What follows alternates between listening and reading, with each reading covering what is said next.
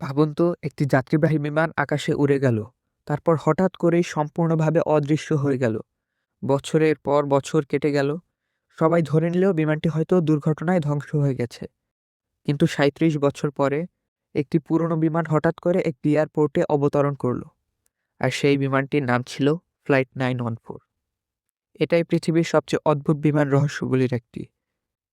১৯৫৫ সালের ২ জুলাই একটি যাত্রীবাহী বিমান উড়াল দেয় নিউ ইয়র্ক থেকে। গন্তব্য ছিল মিয়ামি। বিমানটিতে ছিল প্রায় ৫৭ জন যাত্রী এবং ৪ জন ক্রু সদস্য।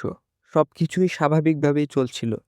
কিন্তু ফ্লাইটটি যখন আকাশে ছিল তখন হঠাৎ করে এয়ার ট্রাফিক কন্ট্রোলের সাথে যোগাযোগ বিচ্ছিন্ন হয়ে যায়। কিছুক্ষণ পরে বিমানটি রাডার থেকেও সম্পূর্ণ অদৃশ্য হয়ে যায়।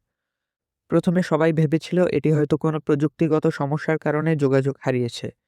কিন্তু কয়েক ঘন্টা পরেও বিমানটির কোনো খোঁজ পাওয়া গেল না। সার্চ টিম পাঠানো হলো।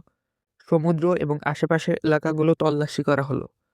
কিন্তু অবাক করার বিষয়, বিমানটির কোনো ধ্বংসাবশেষও পাওয়া গেল না।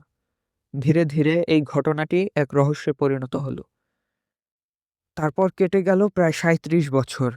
১৯৯২ সালে ভেনেজুয়েলার একটি এয়ারপোর্টে হঠাৎ করে রাডারে একটি অদ্ভুত বিমান ধরা পড়ল। এয়ার ট্রাফিক কন্ট্রোলাররা লক্ষ্য করলেন বিমানটি দেখতে অনেক পুরনো। যখন বিমানটি রানওয়েতে অবতরণ করল, তখন কর্মীরা বিস্ময়ে হতবাক হয়ে গেল।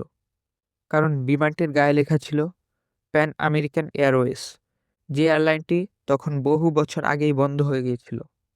সম্পূর্ণ ভিডিওটি দেখার জন্য ভিজিট করুন সংবিদ চ্যানেল।